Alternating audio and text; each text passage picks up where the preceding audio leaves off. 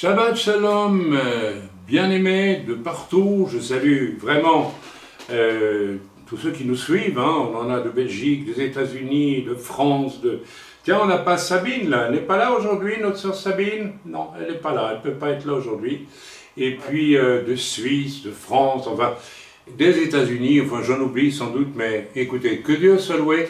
Donc soyez tous bienvenus, puis vous aussi qui allez écouter ce message, eh bien, soyez bénis, vraiment, au nom de Yeshua. Le titre du message que j'ai à relâcher aujourd'hui de la part du Seigneur, qui a été très spécial à préparer, je vais vous expliquer pourquoi.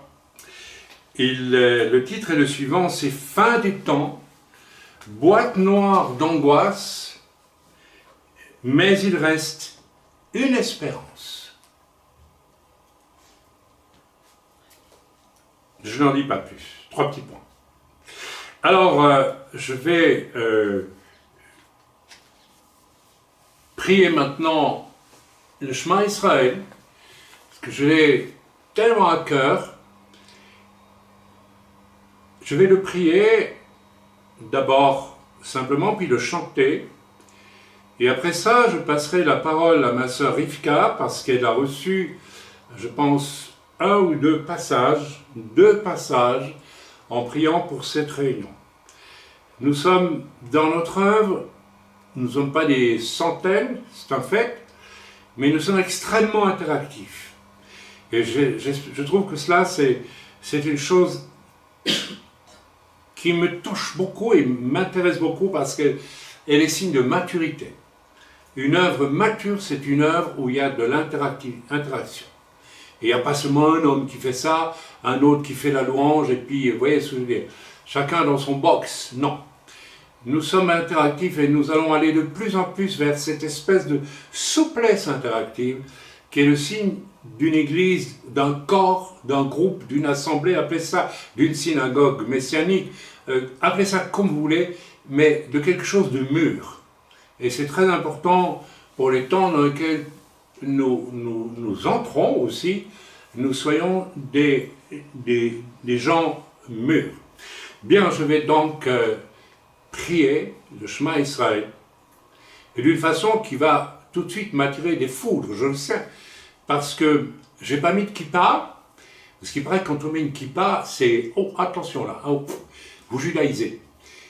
Je voudrais me permettre une petite remarque, parce que j'ai écouté un pasteur parler de la grande problématique de distinguer, n'est-ce pas, l'Israël terrestre du fait que la terre d'Israël appartient quand même au peuple juif et qu'il faut essayer de démêler les choses pour rester dans la parole de Dieu. Alors, bien sûr, mais tout ça on connaît depuis très longtemps, mais ailleurs j'ai entendu ce même homme vraiment parler d'une façon, à mon avis, pas très intelligente.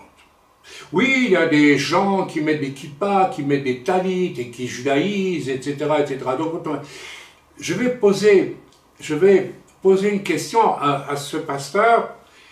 Je vous demande de ne pas chercher à savoir qui c'est pas important. Parce que cette grande discussion qu'il a sur le sujet d'Israël, c'est finalement la question, c'est comment faire pour arriver à convaincre les Juifs que Yeshua est vraiment leur Messie. Ah oui, c'est la grande question. Alors, nous sommes aux premières loges pour ça, puisque nous le vivons. Et nous savons que sans l'autorité de Dieu, et sans beaucoup d'amour, nous n'arriverons à rien du tout simplement. Alors cet homme qui pose la question comment fait-on, et puis finalement on ne sait pas comment faire, il finit par, au fond s'échapper du problème en disant je crois que finalement la seule solution c'est de prier. Alors s'il faut faire toute une émission concernant les Juifs pour dire finalement on ne peut rien faire pour les amener au salut, il suffit de prier, je me demande pourquoi faire tout ce débat. Alors, je lance un défi à cet homme. Vous voulez amener des Juifs à découvrir que Yeshua est le Messie? pourquoi ne venez-vous pas dans votre ville, n'allez-vous pas à la synagogue? Paul le faisait. Pourquoi n'allez-vous pas leur parler? Je vais vous dire une vérité, vous êtes tellement drogués sans vous rendre compte à la doctrine de la séparation de l'Église et de ses racines juives que vous n'avez même jamais pensé. Mais je vous signale, moi je vais quelquefois, quand Dieu me le montre, d'une manière très spécifique, je vais à la synagogue. Vous savez qu'on est très bien accueillis. Pourquoi vous avez peur d'aller à la synagogue? Alors allez à la synagogue et allez-y avec amour, avec humilité. Et puis dites, bah écoutez, moi j'aimerais bien vous donner mon avis parce que je crois que Jésus est le Messie. Et là, essayez, peut-être qu'on vous demandera, pourquoi pas? Peut-être. Il y a peut-être des rabbins qui croient en Jésus. Il n'y a pas peut-être, il y a des rabbins qui croient en Jésus. Peut-être qu'on vous dira, viens devant et parle à toute la communauté, parce que moi, ils ne m'écoutent pas. Tout est possible. Mais vous ne le faites pas. Et si vous deviez le faire, la première chose que vous devriez mettre sur votre tête en entrant à la synagogue, c'est une kippa. Mais évidemment, comme vous n'irez pas, c'est plus simple de dire, si tu mets une kippa, tu judaïses. Alors dis-moi, cher pasteur, cher chrétien, qui fait tant de discours sur les Juifs, sur Israël, et sur l'impuissance à les amener à la... Bon, dis-moi alors, si tu vas à la synagogue, si la semaine prochaine tu vas à la synagogue, à l'ouverture de Shabbat, ou bien pendant le Shabbat, tu vas judaïser si tu mets une kippa. Donc s'il vous plaît, essayons de comprendre qu'il y a... Ce n'est pas parce que vous mettez une kippa ou un talit, dans certaines occasions, Paul se faisait juif parmi les juifs quand il allait parler aux juifs. Et il respectait la loi. Mais lisez votre Bible, bon sang, c'est écrit. Arrêtez de vous redire tout de suite comme si on allait vouloir vous faire judaïser. Moi, je n'ai jamais enseigné à personne qu'il fallait respecter toute la loi pour être sauvé. C'est ça qu'il ne faut pas enseigner. C'est tout. Je n'ai jamais fait, je ne le ferai jamais, parce que je sais très bien que ça serait renier celui qui m'a sauvé. Donc, et je dirais la raison pour laquelle je ne vais pas chaque jour à la synagogue, c'est parce que je sais qu'on ne me permettra pas de parler tous les jours de Yeshua, mais je vous dis la vérité, je me sentirai plus à l'aise dans n'importe quel espace, mais dans une synagogue, que la plupart de vos églises évangéliques aujourd'hui. Je vous le dis en toute honnêteté, toute franchise. La seule chose qui m'empêche d'y aller, et finalement on se retrouve quand même assez seul quand on aime la vérité. Je vais prier. Amen. Ne soyez pas choqués.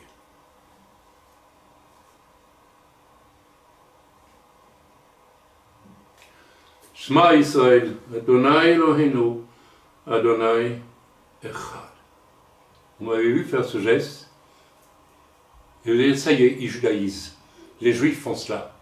Les 3 doigts que l'on met au front, c'est la lettre Shin en hébreu. Et Shin, c'est Shaddai. El Shaddai. Donc je viens te dire, écoute Israël, et je mets El Shaddai sur mon front. Je suis peut-être bien plus proche que tu ne le crois en agissant ainsi de ceux qui vont échapper à la marque de la bête. Mais ça s'adresse aux gens intelligents, pas aux autres. Mais soyons tous un peu intelligents, s'il vous plaît. Et arrêtons certaines mesquineries, certains raisonnements mesquins. Donc je referai assez souvent ceci, parce que je mets le Shaddai à mon front. C'est une manière de dire, Seigneur, que tu sois le maître de mes pensées pour l'éternité, s'il te plaît. Et c'est pourquoi les Juifs répètent ces prières, même au moment de mourir. Shema Israël, Adonai Eloheinu, Adonai Echad.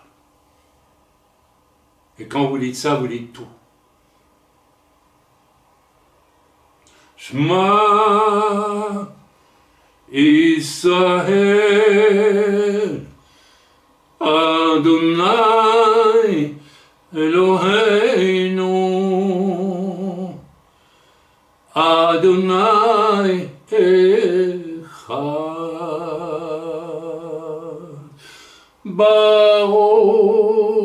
Shem Kevod Malchuto Leolam Vaed.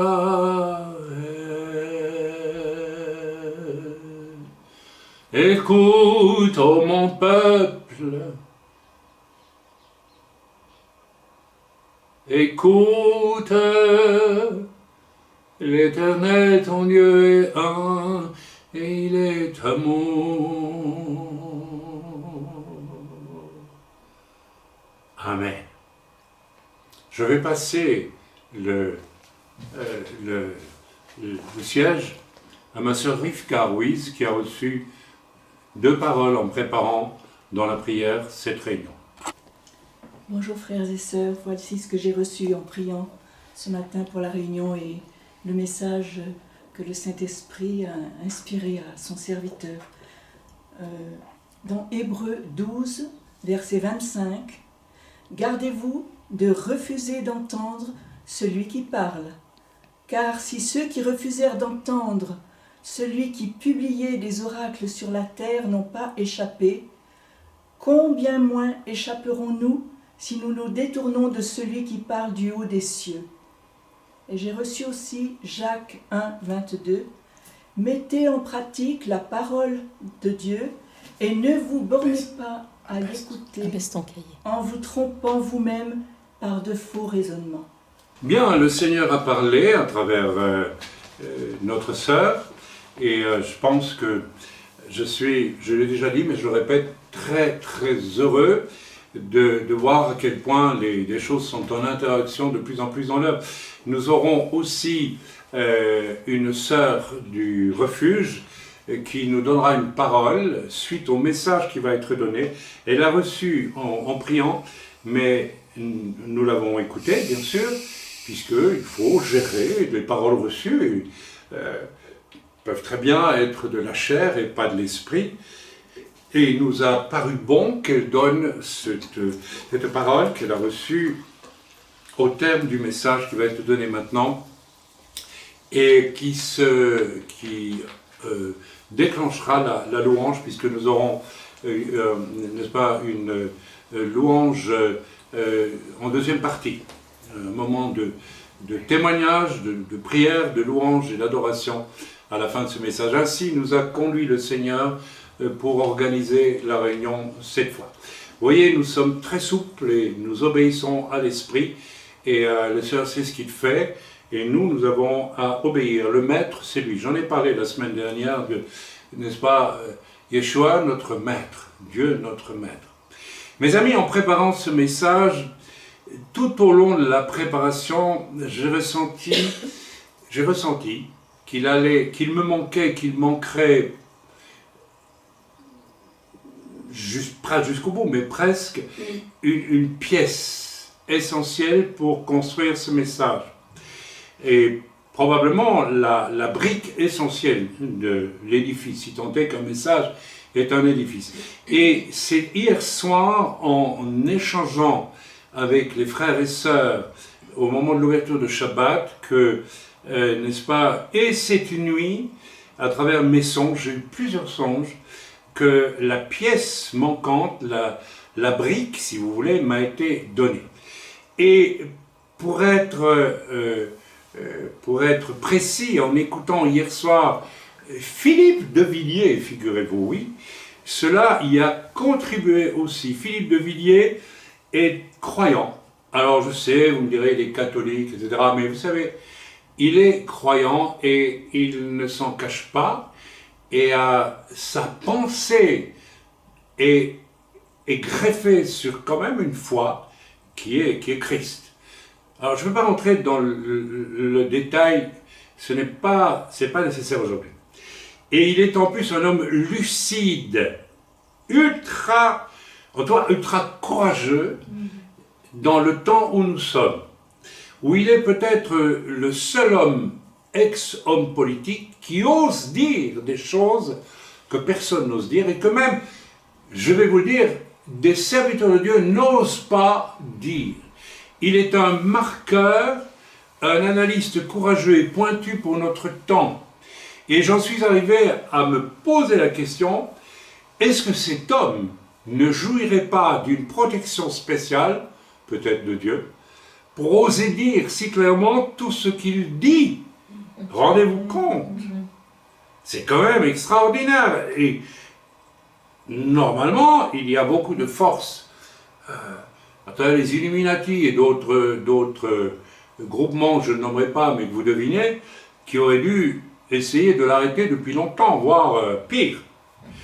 Et il nous parlait hier soir de ce que nous sommes en train d'entrer dans ce qu'un livre prophétique, pas du tout recensé dans nos Bibles, oui, un livre prophétique, qui a été écrit en 1941, s'il vous plaît.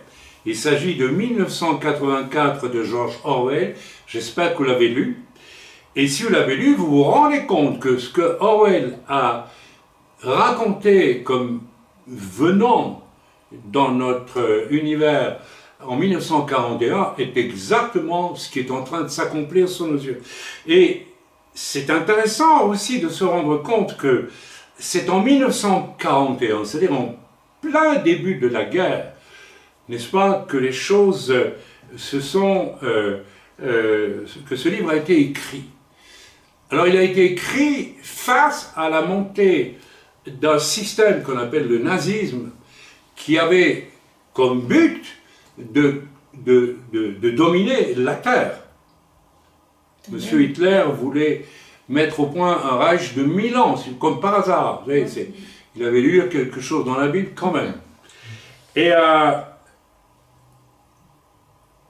il est extraordinaire de constater qu'il aurait mis alors en place le système orwellien. Exactement. Je ne vais pas entrer dans les détails, mais c'est évident.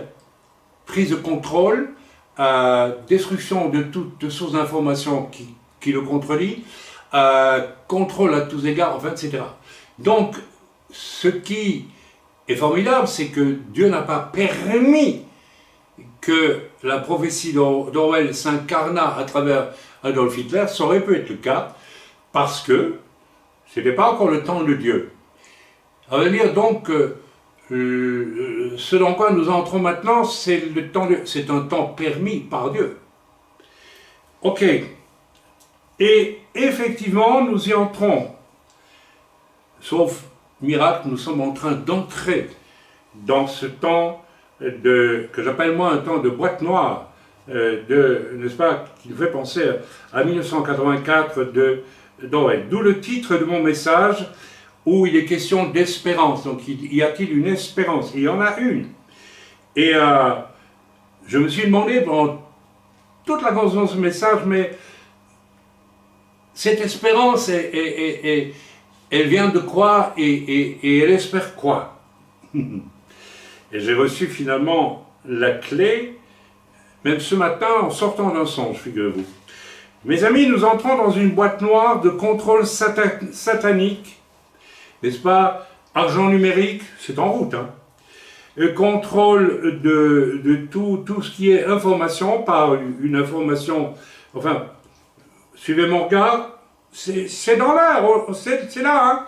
Donc M. Macron veut absolument mettre au point une institution qui serait chargée de contrôler le sérieux de toutes les sources d'information. Alors ça veut dire que l'on veut créer une super, je sais pas, une espèce de un contrôle de l'information, donc de la pensée aussi. Vous suivez mon regard, je l'espère. Et puis tout le reste, n'est-ce pas, le contrôle mondial qui s'en vient, etc., avec évidemment la marque de la bête et tout cela. Et j'en profite pour dire que faisons bien attention, parce que la marque de la bête, ce n'est pas seulement un signe au front ou bien au poignet, c'est une flétrissure en acceptant de se soumettre à ce qui s'en vient. Si demain, et c'est en route, mon argent à la banque devient numérique, c'est-à-dire qu'il n'a plus, et ce n'est plus de l'argent que vous pouvez toucher, ce n'est plus des billets, ce n'est plus de l'or, c'est plus rien, c'est juste virtuel, et que vous dites simplement, bon ben, on va faire avec, c'est-à-dire que vous acceptez. On vous dit dans mon cœur, non, je n'accepte pas ce principe, et je fais confiance à Dieu pour d'autres moyens de vie que l'argent. Et vous pouvez passer en revue tous les éléments, réécouter Philippe de Villiers hier soir sur CNews. Il a parlé des 4 nœuds coulants qu'on nous prépare pour entrer finalement dans 1984, qui n'est rien d'autre que le système de la bête. Voilà, je résume. Voilà, mes amis, nous allons donc vers un temps terrible. Et tout cela, toutes ces normes qui sont mises en place peu à peu et qui vont nous limiter, nous seront toutes présentées. C'est là qu'est le test, comme étant des choses qui sont bonnes pour nous. Ben, vous n'aurez plus à craindre qu'on vous cambriole ou qu'on vous vole votre porte-monnaie, puisque l'argent sera virtuel. Vous dire, et beaucoup de gens vont dire, chouette, c'est bien, c'est une bonne chose. Alors que derrière, on sait très bien qu'il y a un piège monumental, puisque si votre argent est virtuel, ça veut dire aussi que du jour au lendemain, on peut vous le supprimer sur votre compte. Et c'est ce qui se fait déjà en Chine, où le système de Orwell est déjà bien en place. Et Bruxelles, avec voilà, toutes ces normes, est en train de le mettre en place, s'il le peut, dans toute l'Europe. C'est pourquoi prier pour Philippe de Villiers, c'est la seule bouée de sauvetage. Je ne sais pas ce qu'il peut faire, ni ce qu'il va faire, mais... J'ai aussi assisté à une émission évangélique bien pâle, bien décalée, confuse en la matière avec, ces jours-ci, avec un animateur d'une émission prétentieuse et vaine, je vais le dire,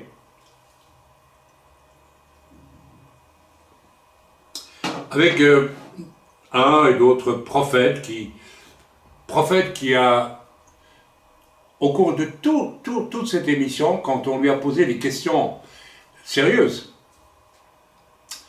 s'est débiné, pour le dire simplement, parce qu'il ne voulait pas prendre de risques. Alors vous avez aujourd'hui des gens qui se disent prophètes, mais qui n'oseront pas dire ce que Philippe de Villiers dit, parce que Philippe de Villiers, qui a la foi, je crois qu'au fond lui-même, il compte sur Dieu pour oser dire la vérité. Mais nous avons aujourd'hui nombre de pseudo-prophètes, de pasteurs, qui se débinent pour ne pas parler, ne pas dire la vérité. Pour ne pas... Et j'ai vu ce prophète que je connais, que j'ai connu, se débiner chaque fois qu'il y avait une question importante. Tout ça pour arriver à servir une vision qu'il a eue extraordinaire,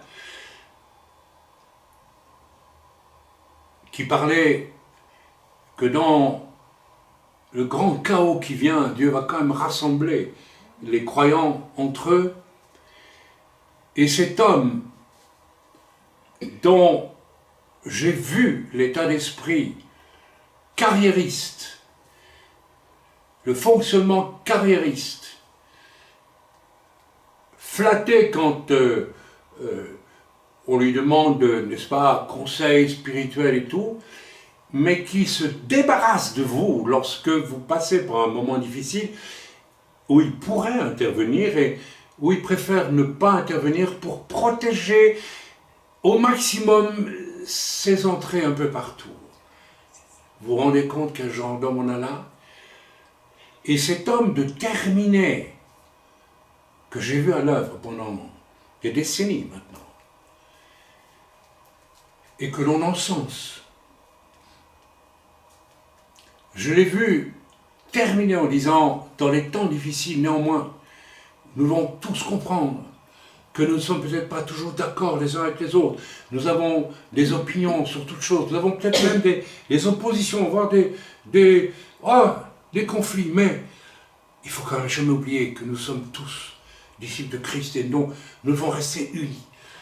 Donc j'ai vu un homme qui a vécu dans une corruption de conscience pour préserver une carrière d'homme de Dieu, entre guillemets, et qui ose maintenant parler d'intégrité au nom de Jésus-Christ. Waouh! Pourquoi je vous dis cela? Alors, dans cette émission, on a moqué aussi ceux qui disent que, enfin en tout cas l'animateur, certains disent que nous sommes déjà entrés dans les 7 ans, c'est pas sous-entendu, c'est pas sérieux. Et il pose la question au prophète qui bien sûr ne répond pas. Mes amis, selon eux, et selon la plupart des évangéliques, il y aurait un repère qui serait par exemple pour dire que nous sommes entrés dans les 7 années de la semaine de Daniel, la fameuse semaine de Daniel, avec les 7 années de tribulation finalement, hein, avec tout ce que cela implique, la fausse paix, etc., la reconstruction du temple. Certains disent que le repère sera la construction du temple, et selon d'autres, c'est encore d'autres repères. Et ok, on peut envisager les choses ainsi à partir de repères flagrants, j'ai envie de dire rassurants, matériels, bien visibles, mais c'est ignorer qu'il y a un travail de coulisses occultes bien plus significatif. Et donc ce plan en mouvement de ces forces occultes font que cette entrée dans les 7 ans, c'est déjà fait peut-être. Alors vous savez, le temple, avec ses plans, les moyens et la volonté de le construire, tout est là. Est-ce qu'on ne pourrait pas déjà considérer que le temple est reconstruit, puisque tout est prêt pour le reconstruire? Je fais appel ici à... Alors mes amis, je crois que lorsqu'on veut absolument des repères, on peut devenir de ceux qui ont des yeux mais qui ne voient pas. Alors, n'allons pas trop vite pour dire « Ah non, ce que certains ont annoncé, que les 7 ans ont commencé, c'est pas juste parce que le temple n'a pas été reconstruit ou tel autre repère que sais-je d'autre. » Mes amis, passons. Et revenons à la fameuse pièce qui me manquait encore hier soir, n'est-ce pas, c'est pour ce message. Eh bien, cette pièce, c'est une brique, je dirais, à 2 composantes totalement imbriquées. Vous avez déjà vu ce qu'est une brique, c'est de l'argile. Je crois qu'on y met aussi d'autres choses que de l'argile, je ne sais plus, et de l'eau. Et puis, on mélange le tout, et on a la brique. Donc, dans cette brique qui manquait pour mon message, il y avait 2 éléments totalement imbriqués, mais ils sont là pour traverser ces 7 ans qui commencent, ont commencé ou vont commencer. Et une chose essentielle contenue dans cette brique, dans cette pièce qui manque, c'est « Aime Dieu et ton prochain de tout ton cœur, comme Dieu aime lui. » Je ne parle pas comme Dieu t'a aimé, parce que pour certains, ça ne suffit pas encore. Comme Dieu aime, parce qu'il est amour. Donc je dois vouloir aimer. C'est une clé essentielle pour vivre la boîte noire dans laquelle nous sommes entrés maintenant. Je vais en parler dans le message. Nous sommes entrés dans une boîte noire, où se mêlent les jugements de Dieu et l'œuvre du diable. À tel point qu'on ne sait plus trop à certains moments, c'est jugement de Dieu ou c'est l'œuvre du diable. Ça veut dire que les ténèbres sont très grandes. Et nous y sommes. C'est simple et évident, ce n'est pas, n'est-ce pas, un truc ou l'autre pour sauver notre peau, notre triste prospérité, notre ceci ou cela. Et ceux qui pensent ainsi perdront l'essentiel. Si tu penses sauver ta peau, ou bien tes biens, ou ta tranquillité, ou ton estomac bien rempli, ou que sais-je d'autre, dans les temps où nous sommes, tu es sûr que tu vas y perdre surtout ton âme. Mais aimer Dieu et le prochain comme Dieu aime est la plus belle réponse à la boîte noire dans laquelle le diable veut enfermer l'humanité. Et où Dieu veut nous tester. La seule réponse qui n'est même pas une réponse, mais un état, c'est aimer. La deuxième face de la brique m'a été donnée cette nuit. Cette nuit, j'ai fait plusieurs songes qui se sont enchaînés. C'était impressionnant. Et au réveil, Dieu, alors que je sortais de mon dernier songe, Dieu m'a dit, voilà la deuxième partie de cette clé qui te manquait pour finaliser le message. Pour ceux qui sont prêts à tout perdre pour ne pas faire, même en esprit, de concession avec ce qui s'en vient, la marque de la bête et tout le reste. Réécoutez Philippe de Villiers dans ce qu'il a dit hier soir, les 4 cordes pour nous pendre. Ceux qui accepteront par amour pour Dieu de tout perdre peut-être, même matériellement tout perdre, dis-leur, m'a dit le Seigneur, que parce qu'ils le feront par amour pour moi, la manière dont j'interviendrai dans leurs besoins sera tellement glorieuse, exceptionnelle, qu'ils se régaleront de voir la grandeur et la puissance de Dieu qui dépassera au centuple tout ce qu'ils auront même perdu. Amen. Voilà, les deux faces de la brique, de la pièce, sont une, elles sont echad. Et aimer comme Dieu aime, et le secours de sa toute-puissance vont de pair. Et ainsi, mes amis, il y a une espérance. Je crains que beaucoup n'aient pas répondu à l'appel de Dieu depuis 12 mois à peu près. Ça aussi, c'est prophétique. Mais c'est curieux. On n'entend guère de prophète le dire. C'est curieux. Oui, je le rappelle, tout en disant que je n'y attache pas la moindre importance factuelle. Oui, j'ai été reconnu prophète, mais je rends compte que je n'ai jamais prophétisé en ouvrant des portes déjà ouvertes, mais en annonçant des choses qui se sont accomplies ou qui vont s'accomplir. Et en tant que prophète, Dieu m'a parlé il y a presque 12 mois, il m'a dit, en commençant par moi, où le Seigneur m'a dit, il faut que mon esprit maintenant se répand auprès de tous les croyants, tous les chrétiens, évangéliques, messianiques, tout, y compris serviteurs de Dieu, et il demande la mise en ordre de tout ce qui peut être mis en ordre. Je crains que beaucoup n'aient pas voulu entendre l'appel de Dieu à cette mise en ordre. Faites la paix autant que possible avec tous. Récemment, j'ai écrit à des personnes qui m'ont fait beaucoup de mal il y a quelques années, et je leur ai écrit en disant « Je vous pardonne. J'avais besoin de vous le dire. Et je vous aime. Ok ? Je vais peut-être le faire un peu plus pour d'autres encore. » Il y avait donc un temps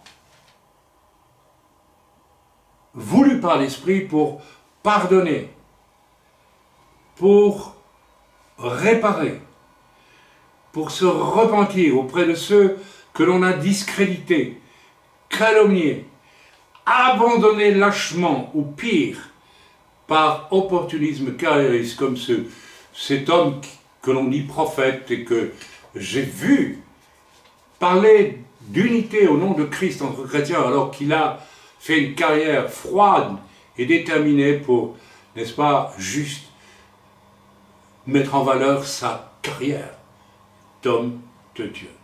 Mettez de l'ordre, me disait le Seigneur déjà un an, par amour pour moi, votre Dieu et tous vos prochains, c'est-à-dire aimez-moi, en mettant de l'ordre. Vous prouvez par là que vous m'aimez. Amen. Et il semblerait que beaucoup n'aient pas entendu ou n'aient pas voulu entendre, et donc qu'ils n'aiment pas Dieu. Donc on peut servir Dieu sans l'aimer, figurez-vous.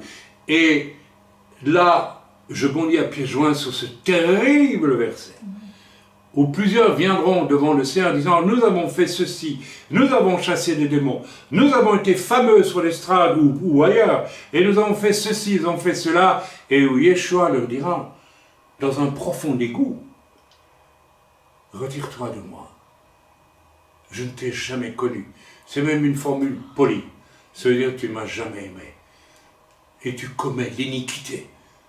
Tu as commis l'iniquité. La plus grande iniquité, c'est de ne pas aimer Dieu tout en parlant de Dieu.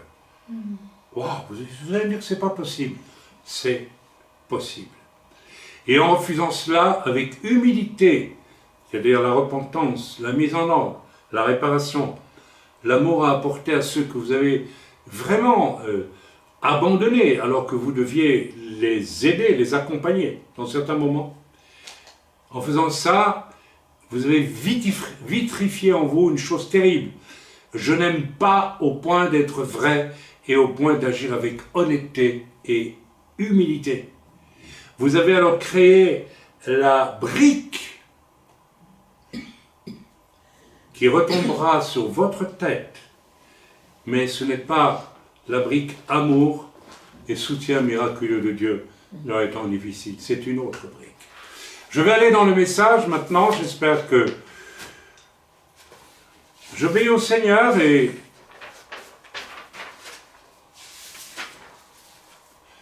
fin des temps, une boîte noire d'angoisse, mais il reste une espérance. Mes amis, avez-vous déjà, beaucoup me diront non, je ne l'ai jamais fait, mais moi je l'ai fait, puisque dans mes études en art appliqué, j'avais en plus un cours de photo.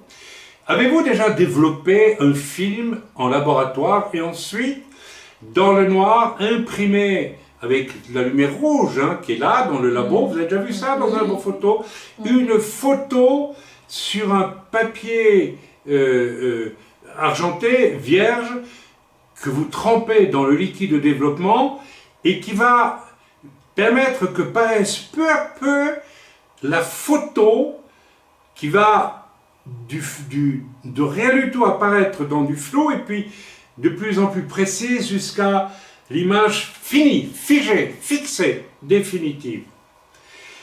Mes amis, c'est exactement ce qui se passe dans ce temps. Nous sommes tous plongés dans une chambre noire, très noire, où sans qu'on puisse nécessairement vraiment le savoir avec précision, chaque jour s'entremêlent les jugements de Dieu autour de nous et une guerre ultime des ténèbres.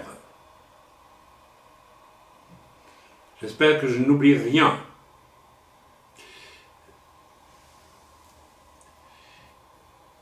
La photo est encore trouble au cœur du laboratoire de Dieu, plongé dans le noir avec sa lampe rouge. Et je n'ai pas pu m'empêcher, en me rappelant cette lampe rouge que j'avais, qui était allumée dans mon laboratoire quand je faisais de la photo, de songer à qu'est-ce que peut représenter la lampe rouge. Alors attendons, je vais vous troubler. Mes amis, nous sommes dans un temps où les jugements de Dieu, c'est-à-dire la lumière de Dieu est là, dans les jugements en tout cas, et les ténèbres de Satan sont là, et tout ça crée une turbulence et des ténèbres dans laquelle on ne sait plus trop, par moment, qu'est-ce qui est de Dieu ou qu'est-ce qui vient de l'ennemi. Est-ce que vous me suivez, vous me comprenez? Oui. Et Dieu m'a montré cette lampe rouge. Je te l'ai fait voir parce qu'elle fait, soit, n'est-ce pas, elle représente l'œil du diable, qui du cœur de ténèbres te regarde, mais elle représente aussi la présence de la lumière qu'il y avait dans le temple, rappelez-vous, et qui brillait nuit et jour. Et que les catholiques ont repris avec une lampe rouge qui brûle sans arrêt dans leurs églises. Wow! Je dis, le diable agit, mais Dieu nous regarde. Où est ton camp? Il peut par moments résulter une confusion et peut-être un désespoir. Personne n'aime être enfermé dans le noir. L'exemple du labo photo, n'est-ce pas, par l'exemple du labo photo, nous avons une espérance invariablement, car la photo nous sera finalement, au final, elle sera révélée. Et le laboratoire photographique arrive toujours à ses fins, puisque vous plongez une feuille blanche, mais avec des cristaux d'argent et d'autres choses, et peu à peu, la photo vient à la lumière, et vous êtes dans le noir du laboratoire. Eh bien, de la même façon que nous entrons dans une chambre noire, actuellement, une boîte très noire, eh bien, la photo pour Israël, l'humanité, et puis chacun de nous, individuellement, va paraître. Il y a bien une espérance dans le plein cœur de notre environnement de plus en plus noir, et pour être noir, c'est noir. Et pour attester cela, soudainement, est apparue vers moi une information dont je ne donnerai pas de détails, mais qui nous a fait pousser tous un cri de quasi-effroi, d'épouvante. Une chose qui est arrivée à un jeune homme. Et je n'en dirai pas plus, parce que je veux être délicat. C'est dans le cadre d'une famille chrétienne, mais quelque chose d'atroce, absolument atroce. Et ce matin, alors que j'avais reçu les 2 éléments de la brique qui me manquaient pour faire ce message, et que je vous ai déjà décrit, j'ai ouvert mon téléphone et je suis tombé tout droit sur des scènes atroces.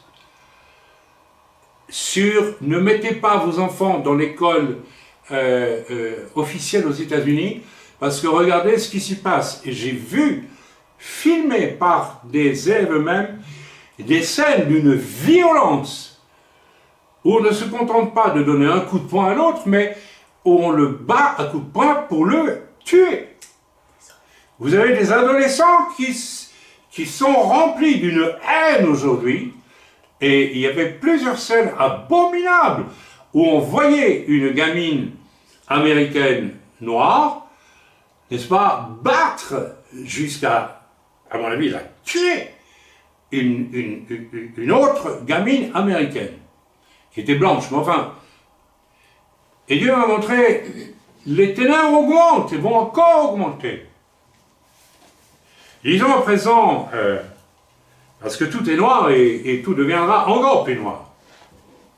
Lisons 1 Corinthiens maintenant 13, verset 13. Nous allons aller dans la parole de Dieu et lisons maintenant, on y parle de quoi? On y parle de, alors je l'ai ici dans ma Bible, pardonnez-moi, 1 Corinthiens 13, 13, on y parle d'espérance. Puisque, y a-t-il une espérance pour nous dans ces temps de la fin? Alors on connaît tous ce grand passage qui commence par « Quand je parlerai les langues des hommes et des anges, si je n'ai pas l'amour, je suis un airain qui résonne. » En d'autres mots, si je n'ai pas l'amour, je suis une casserole qui fait du bruit avec rien dedans. Et c'est toujours terrible de constater, vous savez, j'ai déjà remarqué très souvent lorsque quelqu'un montre qu'il n'a pas d'amour, et puis vous lui dites « Mais qu'est-ce que tu fais là ?» Parce que l'amour produit des fruits, le non-amour produit aussi ses fruits. Et ces fruits ne sont pas bons. Et donc dans l'Église, lorsque nous produisons des fruits du non-amour, on va nous le dire, peut-être gentiment même, on va. Vous savez, ce que font les gens dans ce cas-là, parce qu'ils sont dans le domaine du non-amour, et ils produisent les fruits du non-amour, donc c'est du trouble, des déceptions, des problèmes, des jalousies, tout ce que vous pouvez imaginer. Ils font un bruit incroyable pour se défendre. Ils trouvent 1000 explications pour ne pas reconnaître la vérité qui est: tu n'as aucun amour. À travers ce que tu viens de pratiquer, tu l'as démontré. Ils sont donc comme des airains qui résonnent. Ils croient que tout ce qu'ils possèdent leur donne le droit d'être comme ils sont sans qu'on les remette en question. Donc ils peuvent par moment, ou bien sur le long terme, ou le moyen terme, ou seulement juste par moment, décider, ben j'aime plus. Ça veut dire que je m'aime moi maintenant. Il y a des gens comme ça, ils sont pleins d'amour, mais par moment ils disent tchic, tchic, ils coupent, et puis non, maintenant je m'aime moi, j'aime plus. Et ça se voit tout de suite. L'amour réel pour Dieu et pour le prochain, ça n'a pas de limite. C'est une incandescence, c'est comme la lampe rouge. Ça brûle nuit et jour. Si ça ne brûle pas nuit et jour, c'est pas de l'amour. Alors lisons maintenant, on ne va pas lire tout le chapitre 13, mais vous le connaissez par cœur. J'espère. On a tellement parlé de cela déjà. Verset 13. Maintenant, donc, ces trois choses demeurent. Trois choses demeurent. La foi, l'espérance et l'amour. Mais, et il y a un mais, la plus grande de ces choses, c'est l'amour. D'accord? C'est l'amour.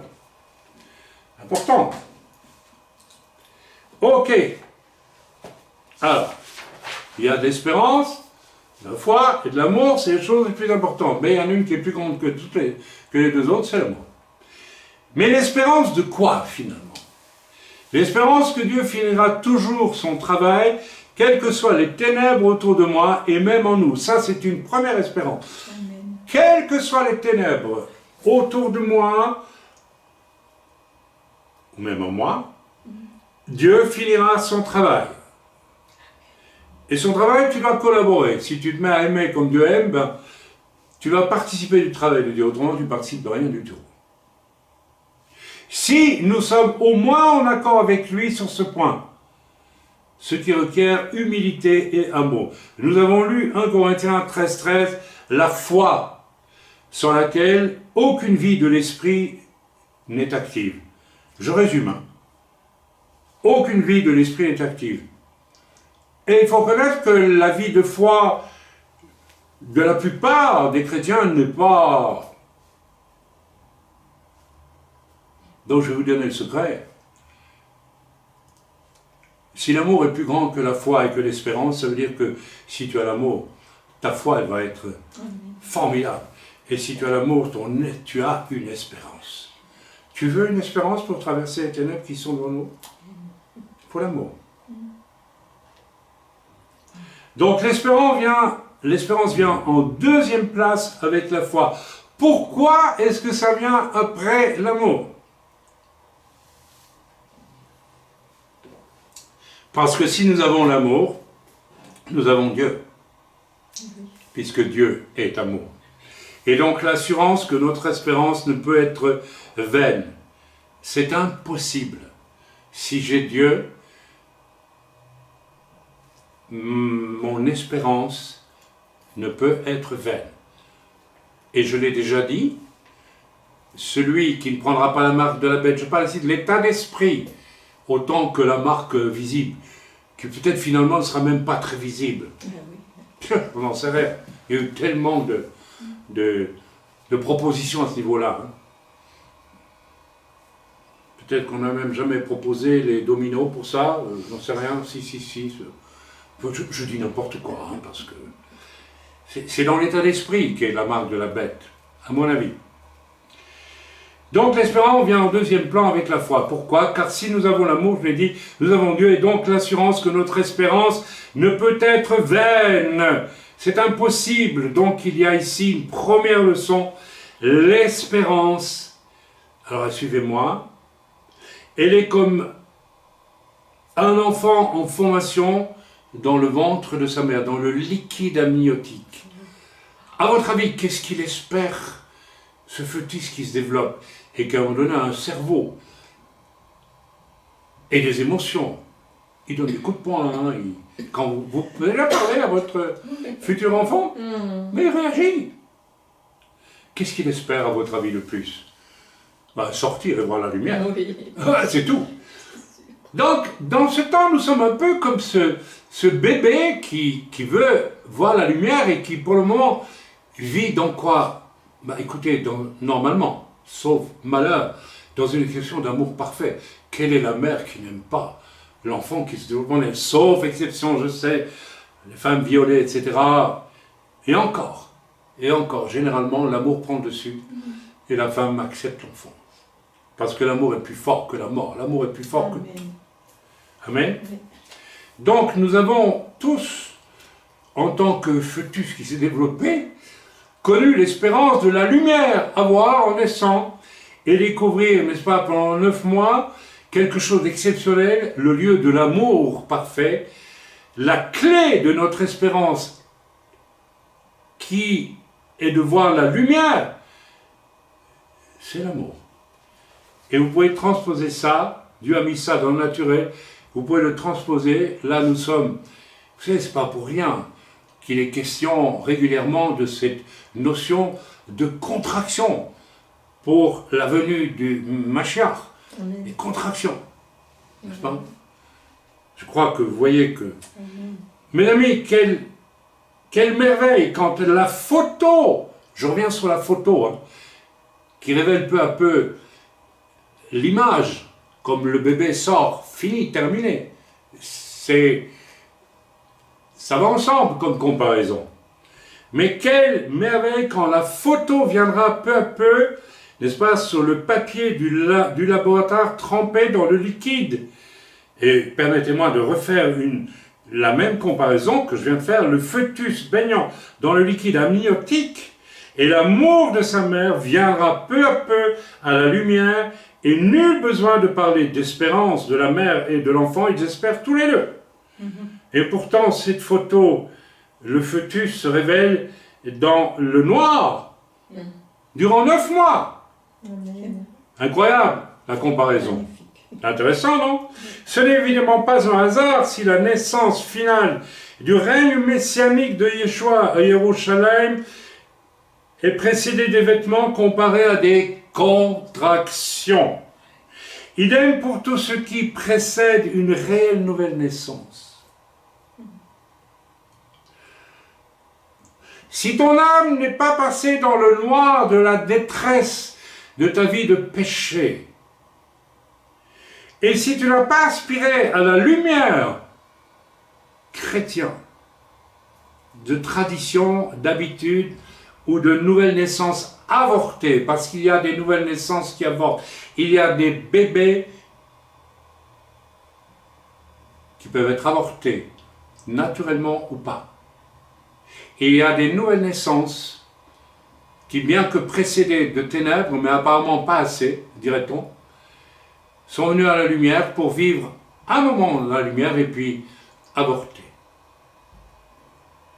Ce n'est que si j'ai vraiment vécu dans les ténèbres de ma vie perdue et que j'ai aspiré à l'amour de Dieu et à aimer aussi celui qui me sortirait de ces ténèbres, que là, j'ai le stem, la garantie d'aller jusqu'au bout, après avoir connu une nouvelle naissance. J'espère que je me fais comprendre. Je continue.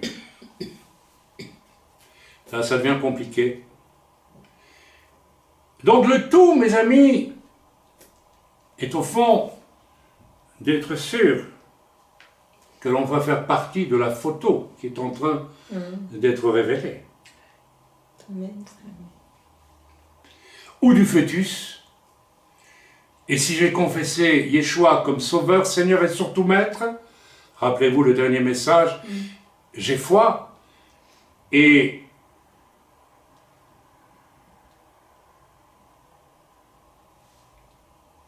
pour que peu à peu que je fasse, excusez-moi, partie de la photo finale. Nous avons une œuvre là. Nous avons des gens qui écoutent.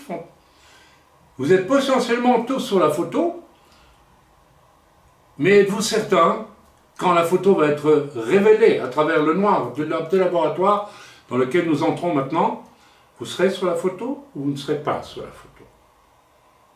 Ce n'est pas écrit d'avance que tout le monde sera sur la photo.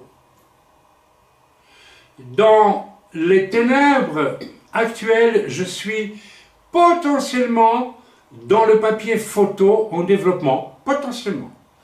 Mais en écrivant ceci, le Seigneur m'a dit ceci: quand la photo sera mûre dans le bain des révélations de la chambre noire, 7 ans de chambre noire.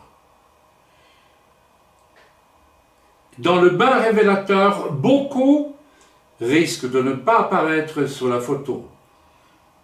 Et l'Écriture nous dit, il y a beaucoup d'appelés sur la photo, mais il y a peu d'élus sur la photo.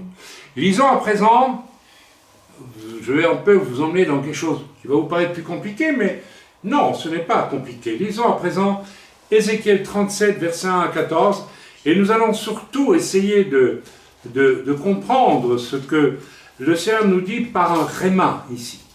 Je ne vais pas vous faire une étude sur toute cette grande portion d'écriture extraordinaire d'Ézéchiel, mais je vais lire ceci. Ézéchiel 37, versets 1 à 14. Nous lisons. La main de l'Éternel fut sur moi, et l'Éternel me transporta par son esprit, et me déposa dans le milieu d'une vallée remplie d'ossements, donc des gens morts.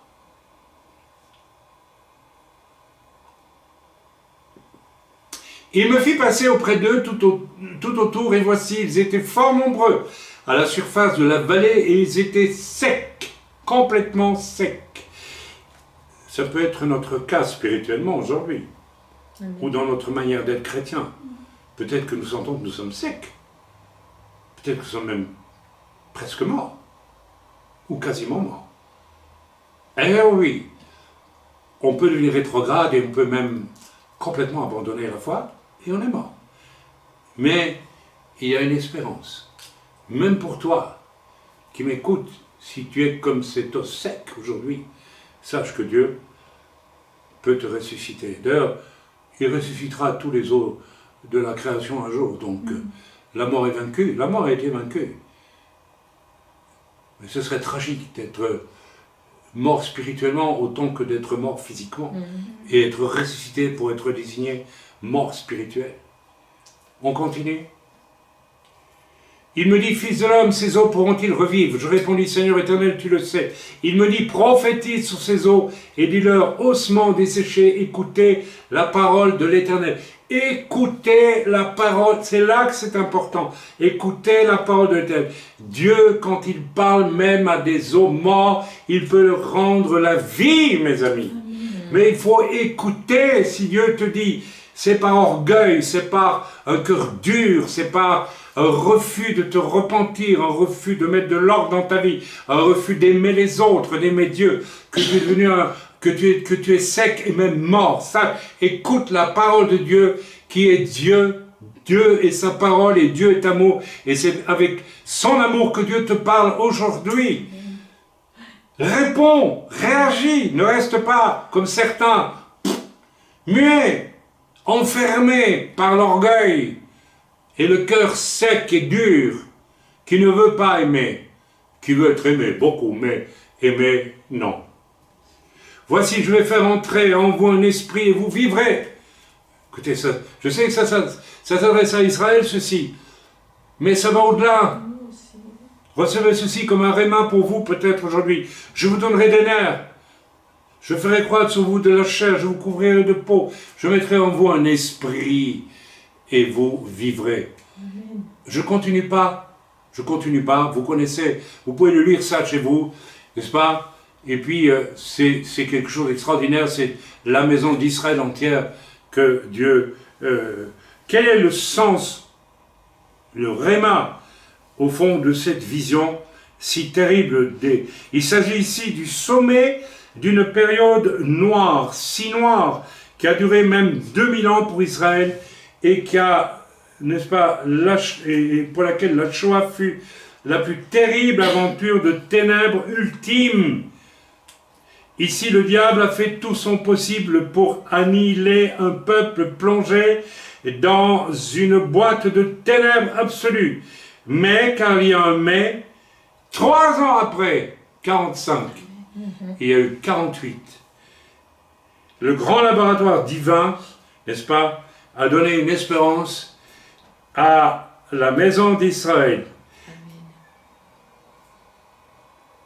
Avec une image surprenante. L'Israël de 1948. 6 millions ont péri dans la Shoah, le comble des ténèbres pour Israël, et Dieu qui donne une espérance, a fait qu'Israël est né, une nation est née en un seul jour. Amen. En un seul jour. Et vous savez ce qui est intéressant? Et là, je dis, chapeau Seigneur, tu es grand. Il a fait au travers de qui? Qui étaient les Juifs qui étaient ici à l'époque? C'était des Juifs laïcs, j'en connais, qui ne veulent entendre ni de Bible, ni de Torah, ni de Dieu, ni de rien du tout. Et c'est quand même à travers eux que Dieu a décidé de rendre la terre d'Israël à Israël parce que cette terre appartient à Israël. Wow.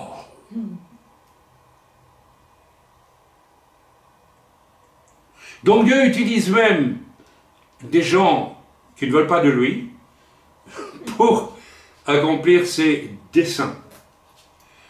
Alors j'essaye de voir où sont toutes mes notes parce que... Et mieux, et plus encore, quand vous lisez, il y avait plus de cristaux d'argent dans le papier photo du grand laborantin céleste. Si vous lisez Ézéchiel 37 et que vous lisez à partir du verset 15, on lit rapidement 2-3 versets qui nous font comprendre tout ce qui est écrit là. La parole de l'Éternel me fut adressée en ces mots, donc toujours Ézéchiel 37. Après la résurrection des ossements détachés. Et toi, fils de l'homme, prends une pièce de bois et écris dessus pour Juda et pour les enfants d'Israël qui lui sont associés. Prends une autre pièce de bois et écris dessus pour Joseph, bois d'Éphraïm et de toute la maison d'Israël qui lui est associée. Donc on connaît tous le schisme entre le royaume du Juda et le royaume du Sud, appelé royaume d'Éphraïm en gros, avec la dispersion des tribus perdues. Et voilà que Dieu va faire une œuvre extraordinaire, il va bien au-delà en plus de l'espérance d'une simple résurrection d'Israël. Il veut ramener en Israël tout Israël. C'est absolument extraordinaire, absolument, mais franchement. Ok, leçon, il y a une espérance en ce que Dieu. Pourquoi le royaume du Sud, avec tout ce qu'on appelle les tribus d'Israël, ont été dispersés et Dieu a décidé de les oublier, de les rejeter complètement à cause de leurs péchés.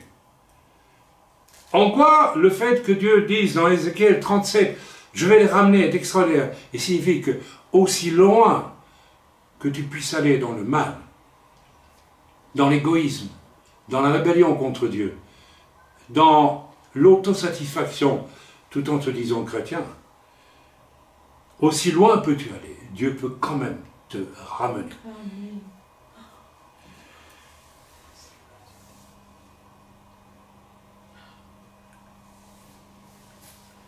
Je suis allé, mes amis, j'essaie de ne rien oublier dans mes notes, Parce qu'il y avait beaucoup de flèches qui partaient un peu à gauche et à droite. Non, c'est pas tout. Mes amis, notre espérance ne capte pas nécessairement toute la capacité du projet de Dieu en termes d'espérance. Et mes amis, ça c'est plus qu'encourageant.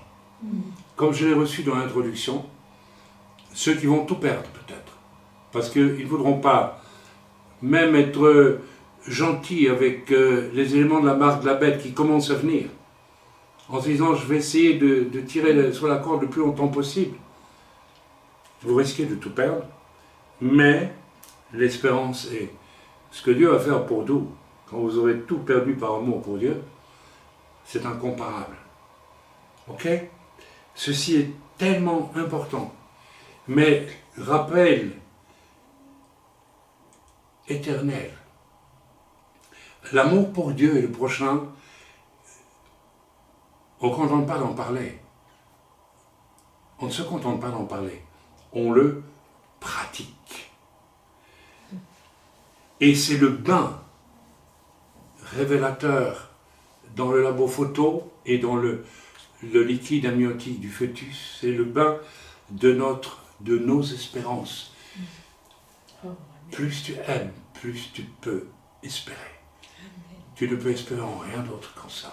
Dans l'amour que tu portes à Dieu et que tu portes aux autres. En cela,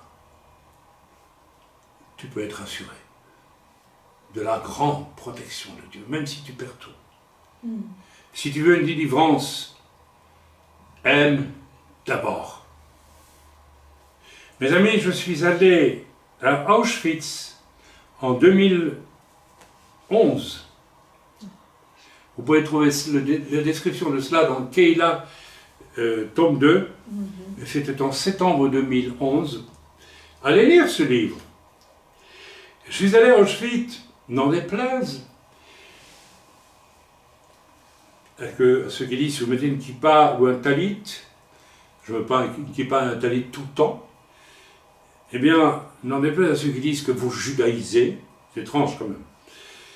Je suis allé à Auschwitz avec mon talit, ma kippa, que j'avais dans mon petit sac, et que j'ai porté à l'endroit où je devais prier, et j'ai fait face, alors je n'avais ni kippa ni rien, par le simple fait que j'allais à Auschwitz-Birkenau, j'ai fait face aux moqueries de deux petites blondes polonaises dans l'hôtel qui me regardaient avec beaucoup de moquerie, de mépris, d'indifférence, parce que je pense qu'elles avaient compris que j'étais israélien à l'époque, déjà.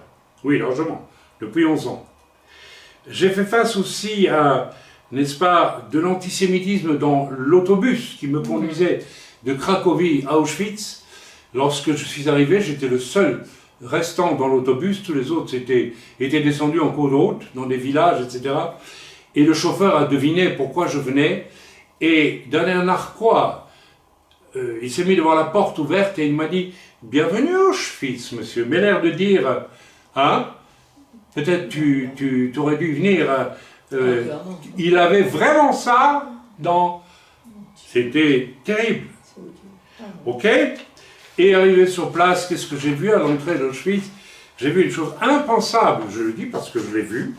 Je ne dis pas que tous les Polonais sont comme ça, mais j'ai vu ce que j'ai vu. Et je n'accuse pas ici toute la Pologne. J'ai vu de jeunes Polonais, c'était des fiancés, ça se voyait, absolument goguenards, se faisant prendre en photo devant la grande entrée d'Auschwitz. Pas où il est marqué Arbeit macht frei, mais l'autre. Là où vous entiez pour être gazé et transformé en poussière. Là, j'étais vraiment face à l'anti-amour paroxystique. Et s'il n'y a pas de repentance là, il est évident que les ténèbres, n'est-ce pas, seront terribles pour ces gens et qu'ils ne sont absolument pas à croire qu'ils peuvent être présents sur la photo finale qui se fera avec le salut, n'est-ce pas, avec la venue de Yeshua Mashiach au final. Mes amis, la venue de Yeshua Mashiach, c'est là que la photo va être fixée définitivement. Pour les nations, pour Israël et pour chacun d'entre nous. Là, mes amis, à Auschwitz, je suis allé, où Dieu m'a dit d'aller tout en haut, et à gauche et à droite, il y avait 2 faux crématoires que les nazis avaient dynamités avant de s'enfuir, et je suis allé sur celui de gauche, j'ai mis mon talit et ma kippa, et j'étais environné et même enfermé dans une boîte noire, la plus noire qu'on ait pu jamais imaginer, Auschwitz. Mais j'ai obéi à un ordre inspiré, et sur le crématoire dynamité de gauche tout en haut, n'est-ce pas, où était, et devant la mare d'eau que j'ai vue, aux 3/4 rebouchée, mais existant toujours, où étaient déversées les cendres des Juifs, n'est-ce pas, assassinés, j'ai récité tout Ézéchiel 37 avec force et foi, n'est-ce pas, et amour pour qui? Pour Dieu et sa parole, proclamant en amour pour Dieu qu'il y avait une espérance. Et c'est à partir de ce moment-là que j'ai constaté que énormément de choses tournaient autour du retour des tribus perdues d'Israël. Et voici qu'il y a 2 jours, j'ai lu sur I24 News, je pense, où j'ai vu un reportage sur parmi les derniers descendants de tribus perdues qui sont en Inde et qui viennent d'être officiellement acceptés comme descendants de tribus perdues en Israël. Le sens de cela, mes amis, le prochain retour de toute la maison d'Israël affirmé prophétiquement en proclamant Ésaïe 37 sur les cendres qui étaient là, sur les eaux desséchées, sur la mort. Wow! Et cela, je l'ai fait depuis le lieu le plus noir de l'histoire du peuple élu. Et cela s'accomplit en ce moment. Alors, allons à présent, et je ne vais pas le lire parce que nous connaissons par cœur, Ézéchiel 38 et 39, j'en veux à toi, Gog ou Magog. Et nous avons là, dans 2 chapitres que nous connaissons fort bien, n'est-ce pas, une tentative de la Russie, de la Turquie, n'est-ce pas, l'Iran, le Soudan, les pays d'Afrique du Nord et bien d'autres en tout cas, une tentative d'imposer à nouveau à Israël une nouvelle boîte noire pour le détruire, pour le piller, pour voler, violer, détruire à nouveau 7 octobre. Et si nous lisons par exemple chapitre 38, versets 1 à 4 et chapitre 39, versets 1 à 4, et que nous relisons le 38, versets 10 à 11, eh bien voilà. Ici, nous avons la démonstration qu'il y a la tentative de la part de ces nations d'amener une boîte noire définitive, encore une fois, une nouvelle Shoah sur Israël, mais il y a une espérance et elle est seulement dans le Seigneur qui va, nous le lisons, vous avez lu tout ça, vous pouvez peut-être regarder un peu dans le verset 10 et 11, ce qu'il est dit au chapitre 38, hein. Je ne vais pas prolonger trop non plus, mais vous avez lu tout ça et on en a parlé ici souvent. Alors voilà. Voilà, tu diras, je monterai contre un pays ouvert, je fonderai sur des zones tranquilles, en sécurité. Ça, c'est pour l'intention de Roche et de Gog et Magog. Et puis, il nous est dit que, voilà, à partir du verset... du verset 14. En ce jour-là, le jour où Gog marchera contre la terre d'Israël, dit le Seigneur, l'Éternel, la fureur me montera dans les narines, je le déclare dans ma jalousie et dans le feu de ma colère. Moi je vois un parallèle avec ce que Dieu nous promet dans ces temps de ténèbres. Dieu, dans sa colère, voyant que l'on nous persécute, va agir, mes amis. Et de la même façon qu'il va agir là aussi. Vous me suivez? Oui. Vous voyez le thème que je suis en train de développer là?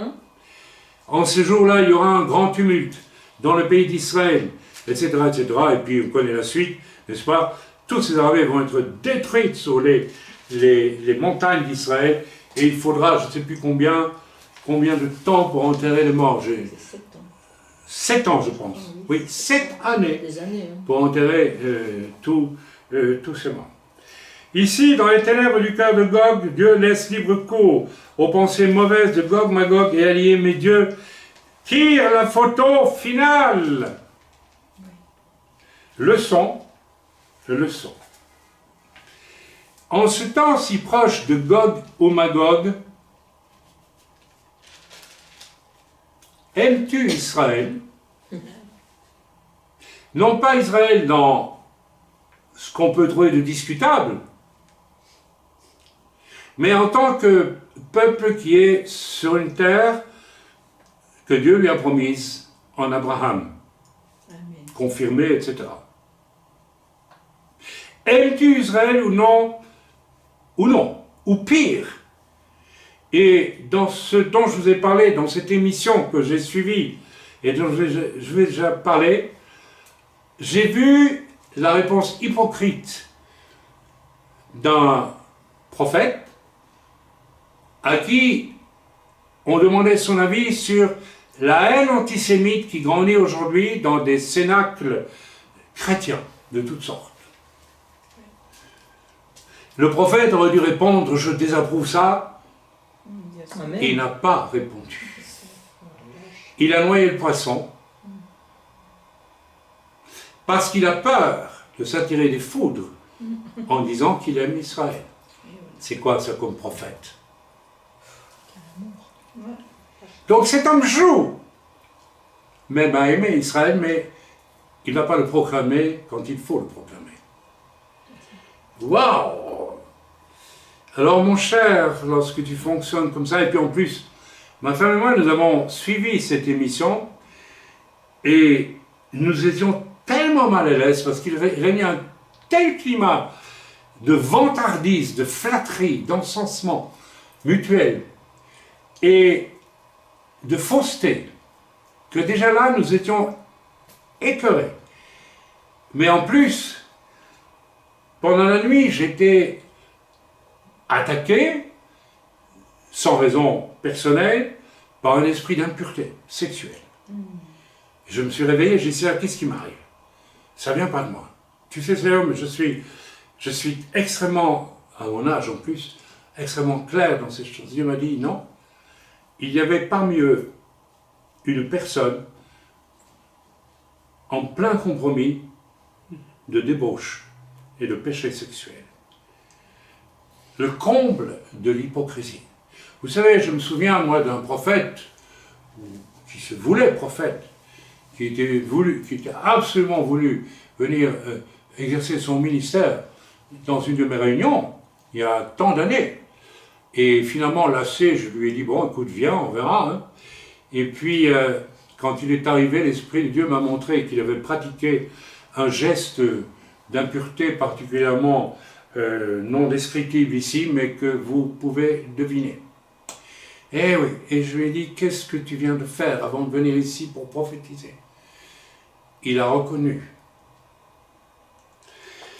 Oui, certains peuvent vivre dans des compromis terribles et pouvoir exercer le ministère comme si de rien n'était. Je les plains. Je les plains. Alors je continue. Le temps est sans doute venu aussi de nous examiner à présent personnellement. Est-ce que lorsque la photo sera complètement développée, je serai dessus ou pas? Quel est notre état de cœur en ces jours? Est-ce que nous vivons vraiment à fond le pardon pour nos ennemis? Vous savez,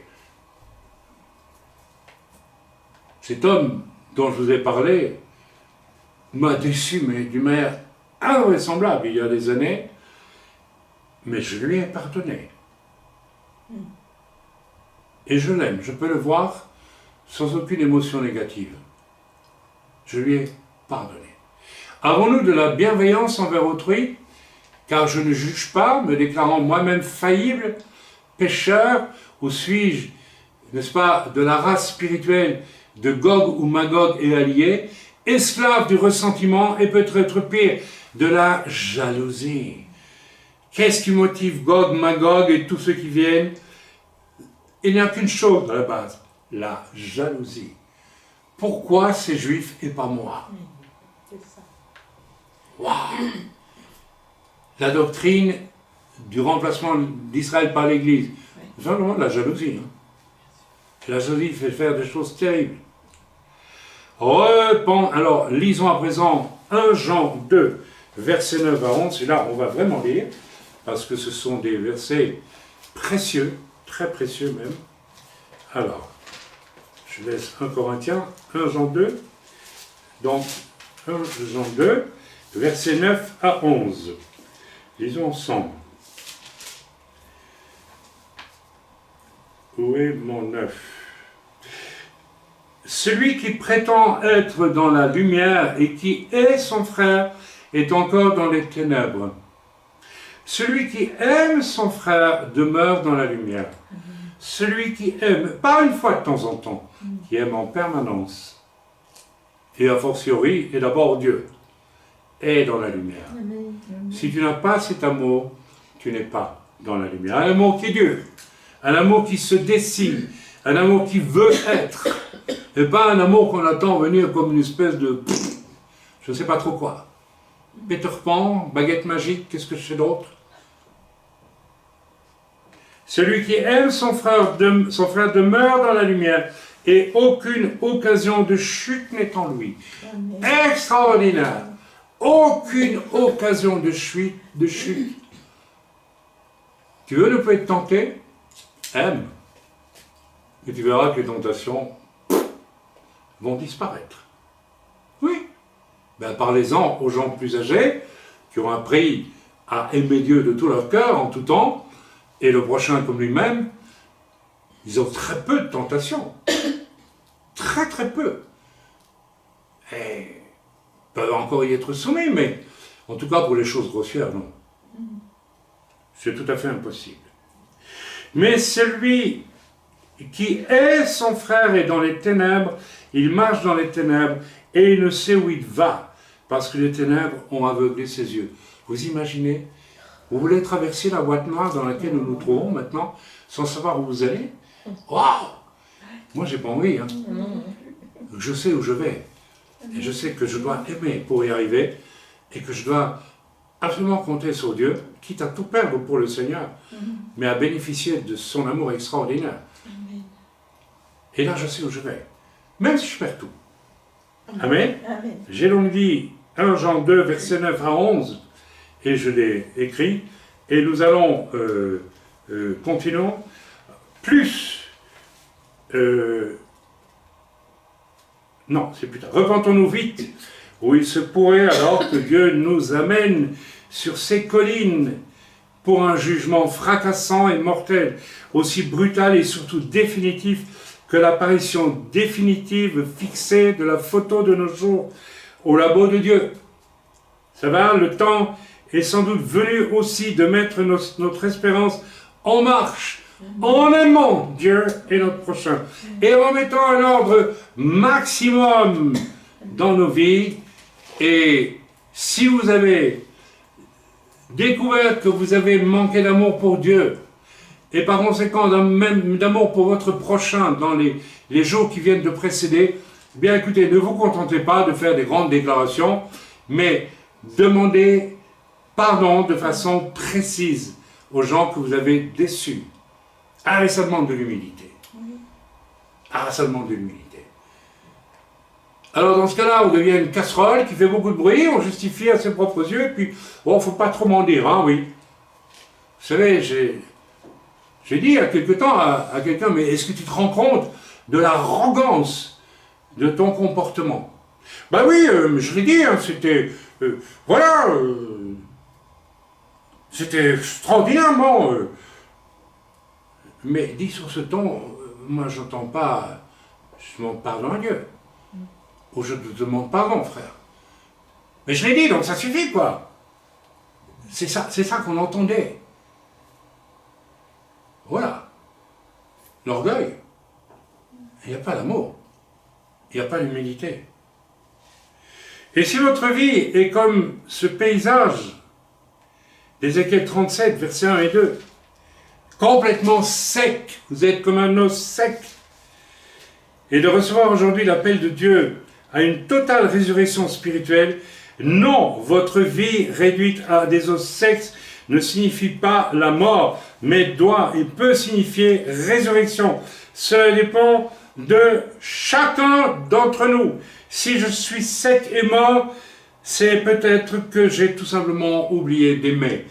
Alors, d'aimer qui? Dieu et mon prochain. Alors, comment ça, aimer Dieu? Ou choisir de l'aimer et de sacrifier tout le reste. Ah oui, d'abandonner toute attente charnelle d'aucune sorte. Et aime aussi ton prochain en le faisant passer avant toi. Avant toi. Mais cette résurrection sera pour, n'est-ce pas? Oui, j'ai oublié quelque chose, mais ça fait rien. Nous pouvons lire aussi 1 Jean 3, verset 1 à fin, 1 Jean 3. Lisons ensemble, peut-être pas tout, mais je vous invite à le lire chez vous, parce que tout ça parle en fait de la même chose, mais nous avançons. Et si ta vie, pour diverses raisons, est devenue une plaine d'os secs, fais ce choix de cœur aujourd'hui et dis à Dieu, oui, tout est sec chez moi. Du fond de ma boîte noire, tout est sec. Mais une sécheresse que j'ai provoquée, acceptée et entretenue par orgueil, par péché, non confessé, par incrédulité, par je te demande, maître, d'abord, pardon, avec humilité et douceur et contrition, pas en faisant du flamenco, vous voyez ce que je veux dire? Non. Je dois le vouloir tout ça et même me repentir en aimant Dieu. Quand je demande pardon à quelqu'un, quelquefois j'étais fatigué, énervé, et je demande pardon, je demande à mon épouse de me pardonner, de m'excuser. Mais en fait, c'est parce que je réalise que je l'aime et que je n'aime pas lui faire du mal. Mais si tu demandes pardon sans aimer celui à qui tu demandes pardon, ton pardon n'existe pas. Il y a l'amour là qui doit intervenir. Est-ce que tu es conscient? C'est horrible de voir les casseroles qui font du bruit quand Dieu les interpelle sur le péché. Ils ne voient absolument pas, ils ne considèrent pas du tout le mal qu'ils ont fait. Non. Ils sont juste préoccupés de sauver leur peau, leur réputation, je ne sais pas quoi.